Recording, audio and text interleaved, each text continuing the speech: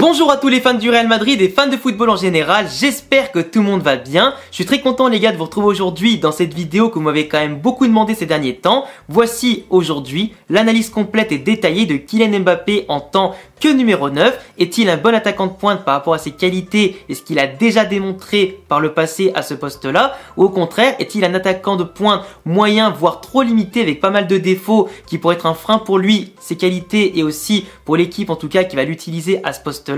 Vous le voyez dans le sommaire du jour, c'est très chargé, il y a beaucoup de choses à décortiquer et analyser ensemble pour un sujet qui va nous prendre quand même pas mal de temps, mais on prendra le temps qu'il faudra pour analyser tout ça sans rien laisser au hasard. Si jamais j'ai oublié des choses et des détails, vous me direz en commentaire car l'analyse c'est aussi dans le partage de la passion et si vous pouvez compléter mes vidéos, c'est avec plaisir que je vous laisse le faire. Normalement Mbappé doit arriver au Real Madrid d'ici quelques jours, on le sait tous, faut arrêter de faire maintenant les mecs dans le déni. Le PSG a signé Gonzalo Ramos, c'est officiel, Dembélé pas encore arrivé parce que le Barça a fait traîner un peu l'affaire, Kolo Muani est pisté et Neymar est peut-être annoncé partant pour un retour au Barça ou pourquoi pas envoyé en première ligue. Donc globalement le PSG pourra encore recruter si Neymar s'en va, donc ils avancent leurs pions sur tous les dossiers, les officialisations arrivent de plus en plus, donc ils sont prêts pour l'après Mbappé. Le Real attend qu'une chose, recruter un neuf de classe mondiale pour marquer des buts, prendre le relais de Benzema, avoir un monstre tueur devant la cage qui empile tout ça, parce que Mbappé avec Vinicius et Rodrigo, ce serait monstrueux. Vini et Rodrigo qui pour l'instant à eux seuls, sans compter Rosselló, Brahim Diaz, Arda Güler, tout ça,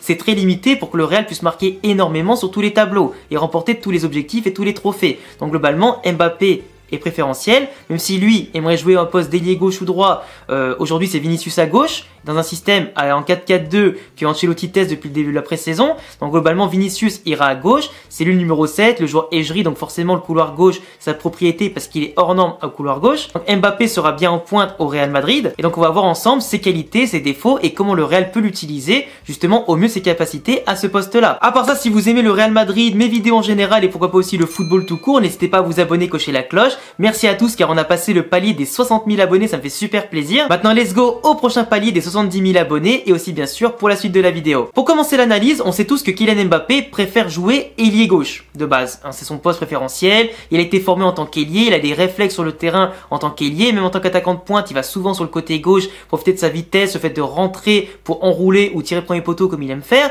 Mais globalement, en pointe, c'est aussi quelqu'un qui est très dangereux, qui fait peur à toutes les défenses par rapport à son talent, ses qualités athlétiques et footballistiques qui sont hors normes, dans le sens où il a de la vitesse, l'accélération, une explosivité dès les premiers mètres qui est hors norme, des facultés de changer les appuis qui désarçonnent les défenseurs, quelqu'un qui fait des appels tranchants dans la profondeur ou même sur quelques mètres pour en tout cas profiter des largesses défensives des adversaires, quelqu'un qui en plus a un sens de l'anticipation et du placement, qui est toujours bien à la retombée des ballons et qui suit bien les centres aussi et les ballons à l'affût dans la surface. Il sent l'odeur du but, on peut dire ça comme ça, et c'est quand même un atout qui est énorme par ses appels croisés, ses appels en tout cas de loin ou même sa faculté justement à se détacher du marquage. Il arrive facilement à faire la différence. Il a quand même marqué 41 buts toutes compétitions confondues avec le Paris Saint-Germain et 54 toutes compétitions confondues avec l'équipe de France aussi, donc une saison qui en fait bien sûr un des meilleurs buteurs de la saison et globalement qui en fait aussi par rapport à ses prestations en Coupe du Monde tout ça, un des meilleurs joueurs du monde. Mais les statistiques que personne ne relève à chaque fois quand on parle de Mbappé qui est pas forcément un bon numéro 9, question de profil etc,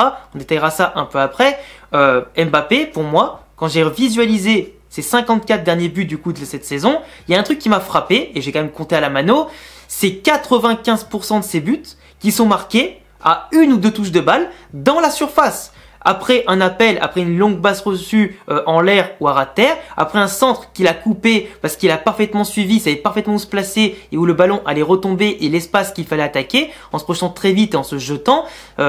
Une vitesse qui lui apporte cette capacité d'arriver dans la surface, de dribbler le gardien, d'un défenseur et de tirer direct. Une capacité où il enclenche très vite sa frappe, pied gauche, pied droit, il se pose pas de questions. Il sait déjà où sont les défenseurs, ses coéquipiers et le gardien pour réagir très vite avec sa vitesse.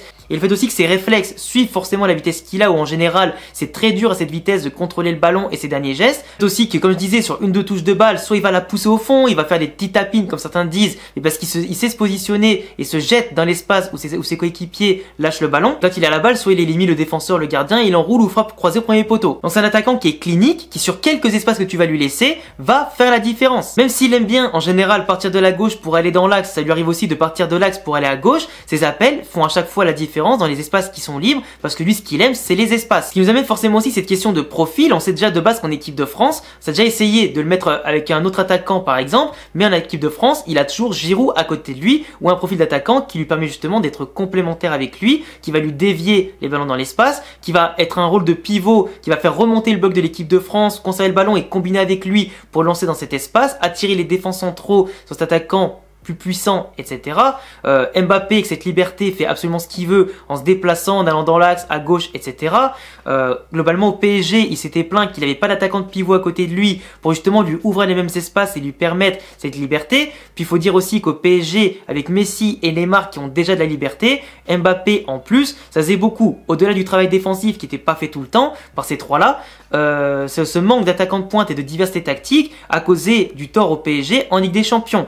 Parce que Mbappé, même si c'est un très bon numéro 9, un très bon joueur, dès que ses capacités, ses qualités étaient encadrées par une défense solide qui se laissait pas avoir par le jeu du PSG et lui-même, malgré sa vitesse, sa faculté aussi à se démarquer, tout ça, finalement ce manque de pivot, ce manque d'adaptabilité, de complémentarité, ça faisait mal au PSG et il empêchait justement à lui de ne pas être neutralisé. Au Real Madrid, il n'aura pas d'attaquant comme ça. Il y aura peut-être Rossellou qui peut avoir ce poste-là de pivot, de vrai numéro 9, d'expérience, tout ça, et grand et puissant, mais Rossellou sera pas titulaire. Normalement, dans le 4-4-2 d'Ancelotti, c'est Vinicius et Mbappé qui seront devant, ou Rodrigo, Mbappé. Actuellement, c'est Vinicius, Rodrigo, mais Rodrigo et Vinicius s'écartent à chaque fois sur les côtés, parce que ce sont pas les vrais attaquants de pointe. Ce sont des joueurs de côté qui partent de plus loin pour profiter de leur vitesse, leur prise de balle, leur explosivité pour faire la différence. C'est pas des mecs qui aiment bien coller les défenses centraux, parce que voilà, ils aiment bien toucher le ballon, ils aiment bien avoir cette liberté de mouvement pour prendre la vitesse, prendre les espaces, combiner ensuite dans les petits comme les grands espaces, mais d'abord, faut quand même qu'ils partent de plus loin. Mbappé, c'est pas non plus comme un Benzema qui décroche, qui combine, qui construit toute l'action et qui va même la finir derrière. C'est un mec Mbappé qui va assurer de la présence dans la surface,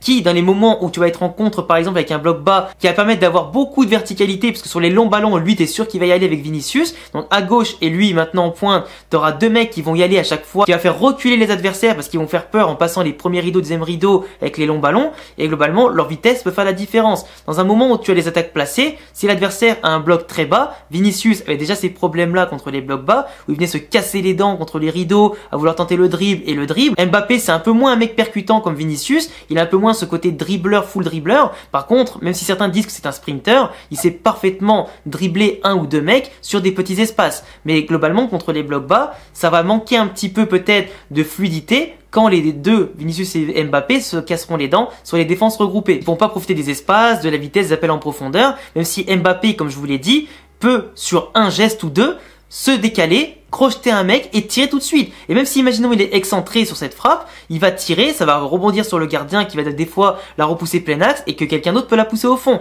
Ou Mbappé, justement, sur un centre, d'un Fran Garcia ou d'un Carvajal, ils sont quand même très affûtés sur les centres, ou ceux de Rodrigo et Vinicius, qui vont eux aussi, bien sûr, beaucoup centrer sur Mbappé.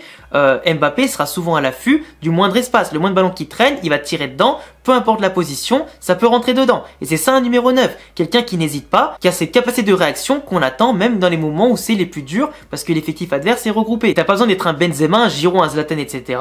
Quand tu penses qu'Agüero, il était tout petit, puissant, rapide, etc., il s'en sortait très bien. Mbappé, avec ses qualités physiques aujourd'hui, peut s'en sortir. Après, c'est plus une question d'habitude de jeu, de comment il va occuper les espaces quand ton équipe, par exemple, en aura besoin. On en parlera peut-être un petit peu après dans les lacunes qui peuvent poser problème avec le jeu actuel de Mbappé, mais globalement, il peut très bien s'en sortir. Aujourd'hui, il a aussi cette capacité, et ça, je vois personne en parler quasiment. Mbappé, là où il est très fort, justement, même par rapport au bloc bas, c'est que il a cette capacité de se démarquer qui est ultra intéressante, dans le sens où on voit très souvent, on l'avait vu contre le Bayern, on l'avait vu contre Manchester United et contre le Real Madrid notamment, il va venir, pas forcément décrocher comme Benzema, mais faire un appel contre appel en attirant le défenseur, en se démarquant de lui, et du coup il peut plus le choper au plein vol, et partir ensuite de l'autre côté. Mais une fois qu'Mbappé il est parti, qu'il a commencé à prendre sa vitesse et qu'il se retourne pour attaquer l'espace qui s'est ouvert avec l'appel contre appel, quitte à devoir du coup faire une sorte d'arrondi en faisant de l'axe pour repartir vers la gauche pour ensuite repiquer pour marquer, ou à l'inverse partir de la gauche pour faire son appel contre appel dans l'axe. Du moment qu'il s'est détaché du marquage et qu'il est intouchable, on peut plus lui tirer le maillot ni rien, c'est terminé. Quand tu as des mecs derrière comme Modric, Bellingham, Valverde, Camavinga, Tchouaméni qui vont le voir partir avec des appels un peu plus intelligents et moins stériles que Vinicius qui fait souvent les mêmes appels, etc., qui était assez prévisible par moment, Mbappé, lui et Rodrigo, avec leurs appels qui vont se compléter, ça peut être un carnage. Si les ballons sont bien envoyés en tout cas et bien dosés avec les techniciens qu'on a, avec l'intelligence de jeu qu'Mbappé peut apporter et les espaces qu'il peut ouvrir justement avec son appel contre appel, il peut faire bouger un défenseur qui justement va permettre à Vinicius et Rodrigo d'utiliser cet espace pour se faire plaisir. Après je dis Vinicius et Rodrigo, ça peut être d'autres joueurs. Après Mbappé, c'est justement comme ça qu'il peut être utilisé. Dans le 4-4-2 d'Ancelotti, Bellingham sera en soutien de Vini et Rodrigo, ou du moins de Mbappé. Et du coup, Bellingham, par sa taille, sa capacité à se projeter et ce qu'il peut apporter, on l'a vu contre Manchester, il peut aussi prendre la place du numéro 9 pour ensuite faire un appel en profondeur sur la balle de Rudiger. Il a fait un lob magnifique à Manchester. Il peut très bien faire ça avec un Mbappé qui va se décaler, un Bellingham qui peut partir et qui peut lui remiser de la tête ou lui dévier par sa technique et l'ouvrir à l'espace. Ça peut très bien fonctionner comme ça. Bellingham peut avoir ce rôle de soutien, de numéro 10 ou 9,5 peut-être, mais aussi ce rôle peut-être du mec qui va se projeter tel un faux 9. Et attention, parce que le Real Madrid, entre la vitesse qu'ils auront devant, la technique et la complémentarité et le physique qu'ils ont au milieu de terrain, ça peut faire des ravages énormément sur plusieurs aspects. Et Mbappé, je suis très certain que dans tous les matchs du Real Madrid, il restera pas en neuf tout le temps. Ça va tourner. À un moment donné, tu vas avoir des schémas de jeu qui feront que Bellingham sera devant et Mbappé sera un peu plus reculé pour partir. Tu auras Vinicius qui aura fait un appel comme ça et du coup Mbappé prendra l'espace à sa place. Pendant un petit temps, Vinicius restera devant et Mbappé sur le couloir gauche. Rodrigo, qui se balade un peu partout, pourra lui aussi faire ça. Globalement, tu auras des capacités avec des joueurs qui certes se ressemblent un peu dans les profils. Donc un football qui se comprend, mais un football aussi qui se veut plus chirurgical du côté de Mbappé. Le danger viendra de partout. Quand tu sais que Vinicius et Rodrigo étaient un peu seuls en attaque, là tu te dis tu as quand même Mbappé, les défenses, avec ce poids psychologique aussi d'avoir Mbappé en face, tu fais un peu moins le mariole. Tu sais que lui, il lui en faudra pas 15 pour marquer des buts. Rodrigo et Vinicius progressent énormément, faut leur en laisser le moins possible, mais tu sais très bien que une erreur ou deux, tu excentres un peu Vinicius ou quoi, il marquera pas. Mbappé, si tu l'excentres un petit peu, il peut quand même faire une différence. Comme je disais, son jeu de la tête à Mbappé progresse de plus en plus. Donc sur les centres, ou même des fois ça peut être lui qui va dévier le ballon à ceux qui vont arriver derrière ou même un peu devant, il peut apporter un schéma de jeu intéressant. Là où maintenant il y a des limites et des problèmes, c'est que Mbappé pour moi, à court ou moyen terme, il va vouloir retourner à gauche. Lui, il voudra au bout d'un moment, comme il l'a fait en équipe de France ou avec le Paris Saint-Germain, un attaquant qui tiendra le ballon pour lui libérer l'espace. Après, si ça fonctionne comme ça et que l'équipe fonctionne, ça tourne, qu'ils arrivent à permuter, etc. et que chacun progresse et que chacun apporte ses qualités à l'effectif, tant mieux. Après, si on repasse à un schéma à 3 attaquants, Mbappé en pointe, dans tous les cas, les deux qui seront à côté devront l'aider un maximum en termes de soutien et footballistiquement pour avoir des ballons, se libérer les espaces et combiner.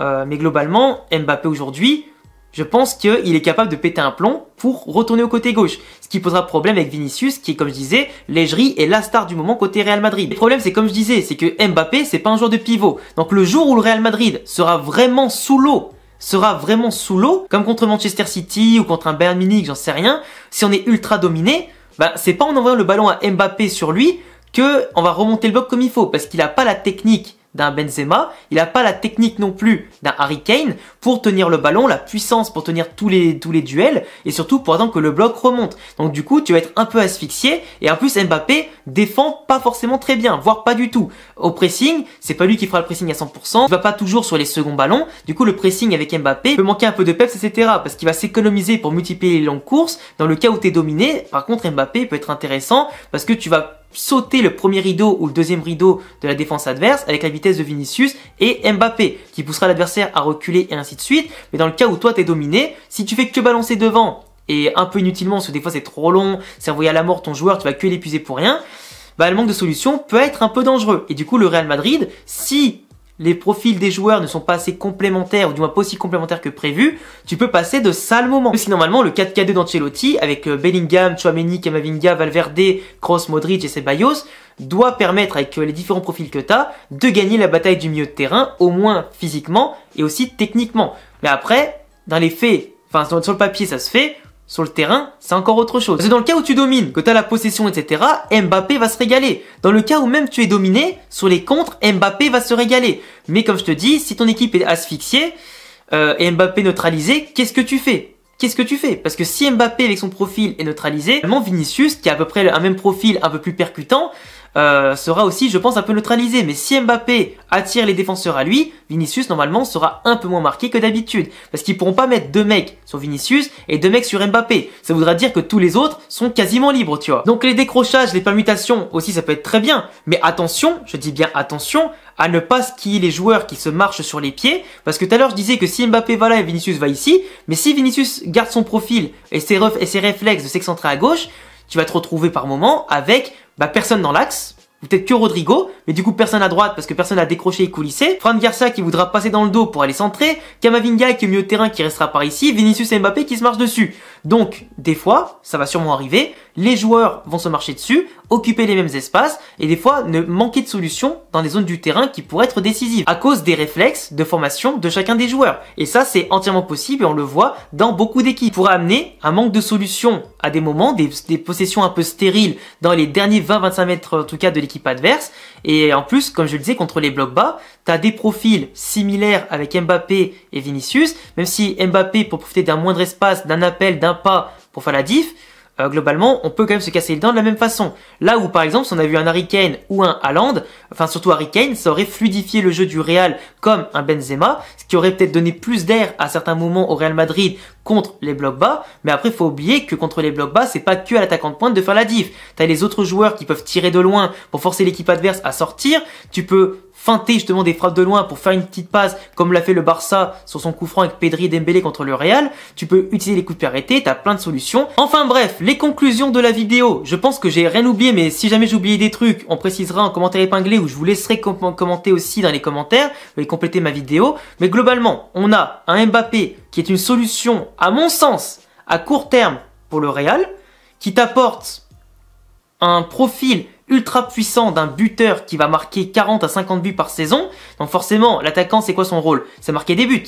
Footballistiquement, c'est quoi? Être clinique, avoir le sang-froid, guider ton équipe vers la victoire. Donc un attaquant qui va marquer des buts, qui en phase de contre, pour sauter les premiers rideaux, deuxième rideau, va être impressionnant. Sur les espaces, il va être impressionnant. Avec Vinicius, le duo va être énorme. Plus Rodrigo, Bellingham, etc.